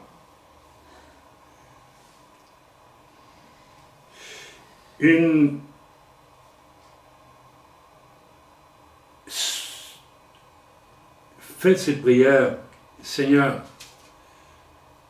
je suis dans le noir, je veux entrer dans du noir encore plus épais, et tu vois mon état, je place ma confiance en toi pour me faire sortir de mon abîme. Et je demande, Seigneur, de me sauver, faites cette prière. Révèle-moi en pleine lumière que sans amour, je n'ai aucune espérance. Et je veux te dire, Seigneur, que je t'ai jamais vraiment aimé. J'ai aimé ton salut, j'ai aimé tes bénédictions, j'aime qu'on m'aime, mais ça ne va pas plus loin. Et je t'ai déçu, Seigneur, et j'ai déçu les autres autour de moi. Alors, reconnais-le avec humilité et commence à dire, maintenant, du fond de mon échec, ok, je sais comment aimer Dieu, je sais que faire pour aimer Dieu, oui, tu le sais. Et je sais que faire pour aimer les frères et les sœurs autour de moi. Maintenant, pour nous qui suivons, servons le Maître avec amour, alors que les ténèbres nous environnent de plus en plus. Lisons dans 2 Pierre 1, verset 3 à 11, s'il vous plaît. J'ai beaucoup aimé ce passage, il faut que je le retrouve. Voilà, c'est 2 Pierre. 2 Pierre 3 à 11, j'espère que ce n'est pas trop long. J'ai dit 2 Pierre 1, 2 Pierre 1, 3 à 11, lisons ensemble. C'est très beau ce qu'il dit là. Sa divine puissance nous a donné tout ce qui contribue à la vie et à la piété au moyen de la connaissance de celui qui nous a appelés par sa propre gloire et par sa vertu. Celle-ci nous assure de sa part la plus grande et la plus précieuse promesse, afin que par elle vous deveniez participants de la nature divine en fuyant la corruption qui existe dans le monde par la convoitise. Vous vous rappelez la jalousie? À cause de cela même, faites tous vos efforts pour joindre à votre foi la vertu, à la vertu la connaissance, à la connaissance la maîtrise de soi, à la maîtrise de soi la patience, à la patience la piété, à la piété l'amitié fraternelle, à l'amitié fraternelle l'amour. Notez que c'est ce qui vient en clôture. C'est la chose la plus importante. Car si ces choses sont en vous, et si ils y sont avec abondance, elles ne vous laisseront point oisifs, ni stériles pour la connaissance de notre Seigneur Jésus-Christ. Elles ne vous laisseront pas non plus stériles en œuvre pratiquée sous l'impulsion du Saint-Esprit. Mais celui en qui ces choses ne sont point est aveugle. Il ne voit pas de loin et il a mis en oubli la purification de ses anciens péchés. C'est pourquoi, frères, appliquez-vous d'autant plus à affermir votre vocation et votre élection, car en faisant cela, vous ne broncherez jamais. Amen. Seigneur, je confesse que tu m'as appris toutes ces choses. C'est peut-être pas encore dans la complétude, mais plus je les ai apprises par amour pour toi et par amour pour les autres, moins je branche. Waouh! C'est notre vademecum si nous sommes vraiment des gens, n'est-ce pas, nés de nouveau et que nous entrons en plein cœur des ténèbres de ce temps. Voilà, la clé pour visiter toute cette garde-robe de qualité que nous n'avons dénoncée. Eh bien, mes amis, c'est tout simplement là derrière, c'est un amour persévérant. Vous pouvez essayer d'avoir toutes ces qualités, vous n'avez pas l'amour, vous ne les tiendrez pas. Si vous avez de l'amour, vous les tiendrez. C'est très simple. Maintenant, lisons 2 Pierre 1, versets 12 à 15, rapidement. Voilà pourquoi je prendrai soin de vous rappeler ces choses, bien que vous les sachiez et que vous soyez affermis dans la vérité présente. Et je regarde comme un devoir aussi longtemps que je suis dans cette tente de vous tenir en éveil par des avertissements, car je sais que je la quitterai subitement, ainsi que notre Seigneur Jésus-Christ me l'a fait connaître. Mais j'aurai soin qu'après mon départ, vous puissiez toujours vous souvenir de ces choses. Ce n'est pas en effet en suivant des fables habilement conçues que nous vous avons fait connaître la puissance et l'avènement de notre Seigneur, ici il parle de lui et de Paul et d'autres, mais c'est comme ayant vu sa majesté de nos propres yeux, car il a reçu de Dieu le Père honneur et gloire, etc., etc., etc. Ok, qu'est-ce que Pierre dit ici? Il s'assure qu'après son départ, l'Église reste stable et mature et vivante. C'est un challenge. Et c'est ce que le Seigneur nous demande à nous qui sommes nés de nouveau, et nous en avons parmi nous, et nous qui aimons Dieu plus que n'importe quoi dans notre vie, et notre prochain plus que n'importe quoi dans notre vie, il y en a parmi nous, je le sais, eh bien, le Seigneur vous demande à vous d'aider ceux qui n'y sont pas encore, à les exhorter à y arriver. Et notamment et nécessairement les plus jeunes convertis parmi nous. N'hésitez pas à les reprendre avec amour, mais à les reprendre. Amen. Mes amis, je crois que je vais en rester là, ou presque, ou bien... alors évidemment, en pensant à ça, évidemment la clé pour quelqu'un qui aime, pour qu'il puisse stabiliser les autres et les fortifier, les encourager, c'est l'amour, encore une fois. Parce que comment tu peux être pasteur et n'avoir aucun amour et enseigner beaucoup de choses et que les gens n'aient pas évolué d'un pouce. Vous savez, c'est le test après tout. Nous devons tous en tant que serviteurs, nous poser la question, comment ton exemple, ton enseignement, ton amour, ta persévérance et toutes ces choses ont permis à certains de passer d'une fausse nouvelle naissance à une vraie nouvelle naissance et de grandir. Eh bien, je crois que tout serviteur de Dieu devrait pouvoir se dire, tous les gens qui sont là, est-ce qu'ils progressent, ou bien s'ils n'ont pas bougé d'un iota depuis que je les connais. Ah oui, c'est quand même quelque chose d'important. Je me rappelle ces fameuses 3 paroles de Yeshua à Pierre, n'est-ce pas? Où Yeshua a demandé, quoi Pierre? Quoi? Tu trouves que je suis quelqu'un de bien? Je suis un grand prophète? Je suis le Fils de Dieu? Comme Dieu te l'a révélé un jour? Non, il va dire, Pierre, m'aimes-tu 3 fois? Et Pierre va dire 3 fois oui. C'est-à-dire que Dieu va lui demander 3 fois. Père, Fils et Esprit, bien sûr. Et puis pour être sûr que vraiment, il s'engage à aimer Dieu jusqu'au bout, sans trahir. Parce que ce n'est pas gagné comme ça. Parce que vous décidez un jour, je vais aimer Dieu, il n'est pas dit que vous le ferez jusqu'au bout. Il faut le choisir, il faut le vouloir, il faut le pérenniser soi-même. Dieu ne le fera pas à votre place. Et qu'est-ce que Yeshua a dit à Pierre? Si vraiment tu choisis de m'aimer éternellement, alors paie mes brebis. Alors encourage mes brebis, fortifie mes brebis, reprends-les, instruis-les, exhorte-les, fais tout ce qu'il faut. Et parfois c'est pas agréable. Et mes amis, je vous dis que partant de cela, beaucoup de serviteurs de Dieu ne seront pas sur la photo finale. Vous savez, j'ai entendu cet homme dans cette émission qui a démontré n'avoir aucun amour pour autrui, si ce n'est pour sa personne, pour son ministère, pour son appel. Et il y parvient puisqu'on l'encense, mais alors, mais si vous connaissez les fruits de son parcours, c'est pas tellement la même chose. Je parle ici non pas d'erreurs, j'ai commis des erreurs, et je demandais pardon au Seigneur.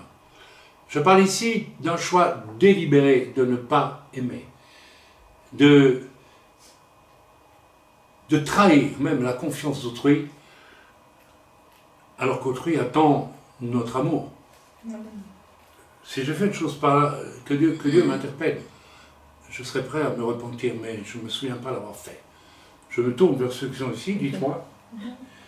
Mais quand j'ai vu cet homme parler, à la fin de sa vision qu'il a eue, qu'il est essentiel, même si nous ne sommes pas d'accord les uns avec les autres, et même si nous sommes ennemis quelquefois, doctrinalement, etc., mais que, au final, nous nous rappelions que nous sommes tous un en Christ.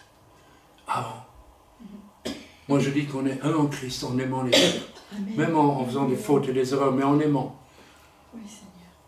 Mais parler d'unité, en sauvant sans arrêt sa peau, pour ne pas payer le prix qui peut être coûteux dans ses engagements, c'est démontrer qu'on n'a aucun amour, ni pour Dieu, et ni pour le voisin.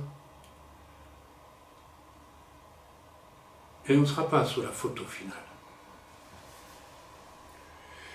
Mes amis, Ézéchiel 38 et 39, il y aura encore de terribles tentatives de placer, après Ézéchiel 38 et 39, de placer Israël, et il y en a eu d'autres, dans une boîte noire, œuvre où Satan travaille et où Dieu juge. Mais mes amis, il y a aussi la notion de purification dans tout ça, et dans le bain de la chambre noire, il y a aussi, et dans la chambre noire où toute l'humanité rentre maintenant, il y a aussi le désir de Dieu de purifier tout qui veut bien être purifié, parce qu'il aime Dieu. Alors c'est à vous de choisir. Mais j'ai été saisi aussi par Ézéchiel 40, 48. Allez lire dans votre Bible. N'est-ce pas? C'est extraordinaire. Après la dernière tentative d'enténébrer, de détruire, de ruiner Israël, n'est-ce pas? Lisez Ézéchiel 40 à 48. N'est-ce pas?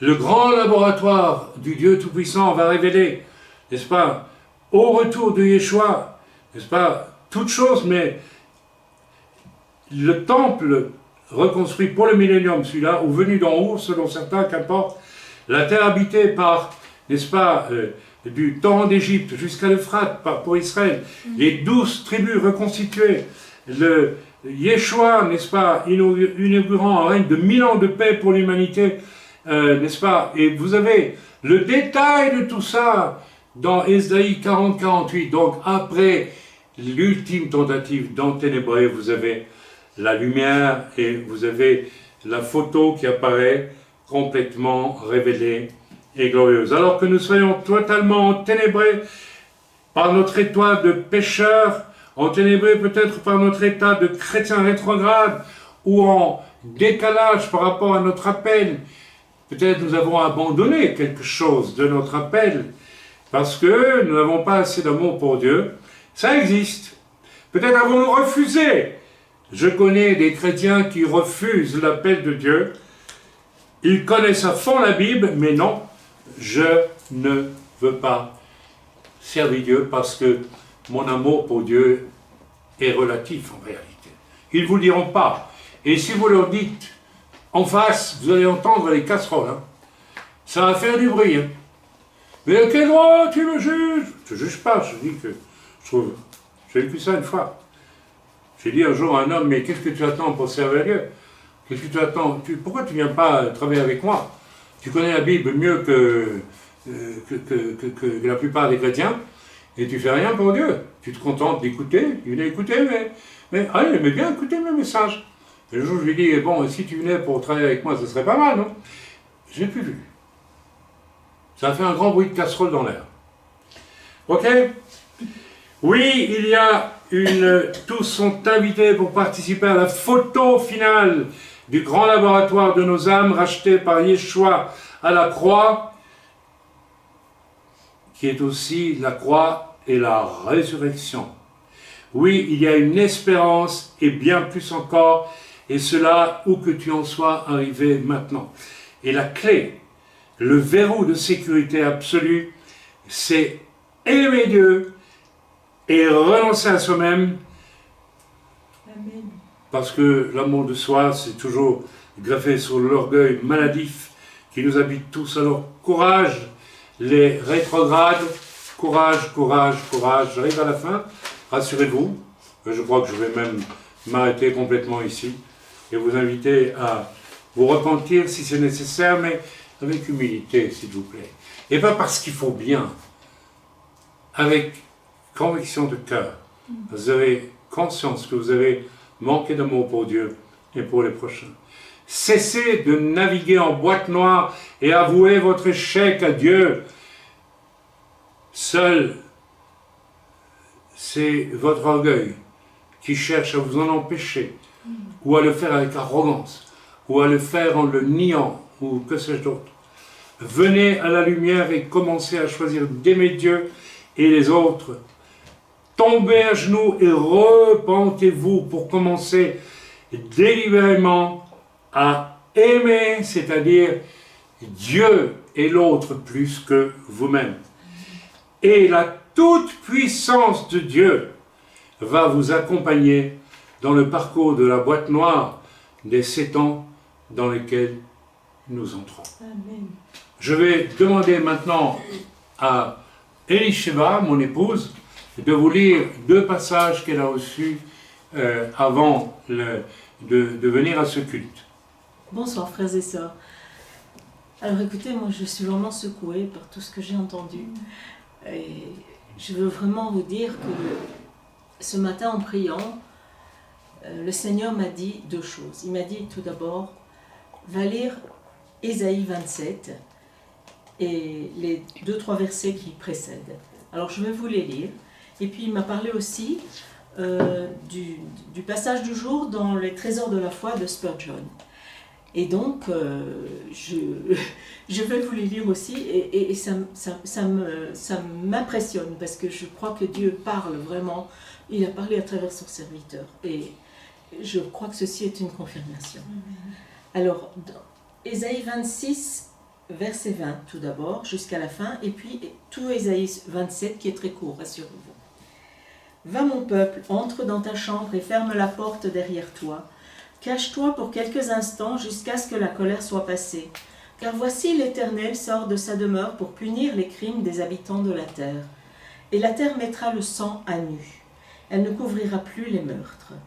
En ce jour, l'Éternel frappera de sa dure, grande et forte épée le Léviathan, serpent fouillard, le Léviathan, serpent tortueux, et il tuera le monstre qui est dans la mer. En ce jour-là, chantez un cantique sur la vigne. Moi, l'Éternel, j'en suis le gardien, je l'arrose à chaque instant, de peur qu'on ne l'attaque, nuit et jour, je la garde. Il n'y a point en moi de colère, mais si je trouve à combattre des ronces et des épines, je marcherai contre elles, je les consumerai toutes ensemble. À moins qu'on ne me prenne pour refuge, qu'on ne fasse la paix avec moi, qu'on ne fasse la paix avec moi. Dans les temps à venir, Jacob prendra racine, Israël poussera des fleurs et des rejetons, et il remplira le monde de ses fruits. L'Éternel l'a-t-il frappé comme il a frappé ceux qui le frappaient? L'a-t-il tué comme il a tué ceux qui le tuaient? C'est avec mesure que tu l'as châtié par l'exil, en l'emportant par le souffle impétueux du vent d'Orient. Ainsi le crime de Jacob a été expié, et voici le fruit du pardon de son péché. L'Éternel a rendu toutes les pierres des autels pareilles à des pierres de chaux réduites en poussière. Les idoles d'Astarté et les statues du soleil ne se relèveront plus. Car la ville forte et solitaire, c'est une demeure délaissée et abandonnée comme le désert. Là pâture le veau, il s'y couche et broute les branches. Quand les rameaux sèchent, on les brise, des femmes viennent pour les brûler. C'était un peuple sans intelligence. Aussi celui qui l'a fait, n'a-t-il point eu pitié de lui? Celui qui l'a formé, ne lui a-t-il point fait grâce? En ce temps-là, l'Éternel secourra des fruits, depuis le cours du fleuve jusqu'au torrent d'Égypte, et vous serez ramassés un à un, enfants d'Israël. En ce jour, on sonnera de la grande trompette, et alors reviendront ceux qui étaient exilés au pays d'Assyrie, ou fugitifs au pays d'Égypte, et ils adoreront l'Éternel sur la montagne sainte à Jérusalem. Voilà. Alors je vais aussi vous lire le passage des trésors de la foi de Charles Spurgeon, le passage du jour. Quand tu passeras par les eaux, je serai avec toi, et quand tu passeras par les fleuves, ils ne te noieront point. Quand tu marcheras dans le feu, tu ne seras point brûlé, et la flamme ne t'embrasera point. C'est Ésaïe 43, verset 2. Ici, pas de pont, nous avons à passer au travers des eaux, et devons sentir la force du courant. Pour traverser ces flots, la présence de Dieu vaut mieux qu'une barque. Il faut que nous soyons éprouvés, mais le triomphe nous est assuré, car l'Éternel lui-même, plus puissant que de grandes eaux, sera avec nous. Quand dans toutes autres circonstances il se tiendrait à distance des siens, le Seigneur sera sûrement avec eux au milieu des difficultés et des dangers. Les peines de cette vie peuvent atteindre un niveau extraordinaire, mais le Seigneur sera à la hauteur de tous les besoins. Les ennemis de Dieu peuvent susciter sur notre chemin maints dangers, tels que des persécutions ou de cruelles moqueries, qui sont pour nous comme une fournaise ardente. Mais nous marcherons au travers de cette flamme. Dieu étant avec nous, nous n'en serons point brûlés. Même l'odeur du feu ne passera point sur nous. Ô sécurité merveilleuse de ces pèlerins, fils du ciel et marchant vers le ciel, les flots ne peuvent les noyer, le feu ne peut les consumer. Ta présence, ô Dieu, est la protection de tes saints au milieu de tous les périls de la route. En toute confiance, Seigneur, je me remets entre tes mains et mon esprit trouve en toi un tranquille repos. Amen. Oh là là, ce Spurgeon a des jours, c'est incroyable. Si tu dois traverser des eaux tumultueuses, tu es plus en sécurité avec Dieu que dans une barque. C'est exactement le message que j'ai donné. Si tu veux traverser la boîte noire dans laquelle nous entrons, toute l'humanité est en train de rentrer, eh bien, abandonne tout. Abandonne tout et aime Dieu, et tu es convaincu que tu as traversé d'une façon complètement surnaturelle. Parce que vous savez, si Spurgeon peut dire qu'il vaut mieux être dans des flots tumultueux avec Dieu et sans barque, c'est qu'il a expérimenté lui aussi ce que ça signifie. Et je pense que c'est, non pas le défi, mais c'est le beau challenge que Dieu nous propose maintenant. Alors, je vais céder dans quelques instants, n'est-ce pas, le micro à l'équipe de louange du refuge, Et je demanderai aussi à ma sœur Danielle Legac de donner au départ de ce moment de louange une parole qu'elle a reçue aussi en priant pour cette réunion aujourd'hui. Ainsi, elle fera le lien entre le message et ce deuxième message qui va être filmé. C'est pas un message, mais en tout cas un temps de louange, d'adoration et de prière, tous ensemble. Amen. Dans le nom de Yeshua Mashiach, soyez bénis. Amen.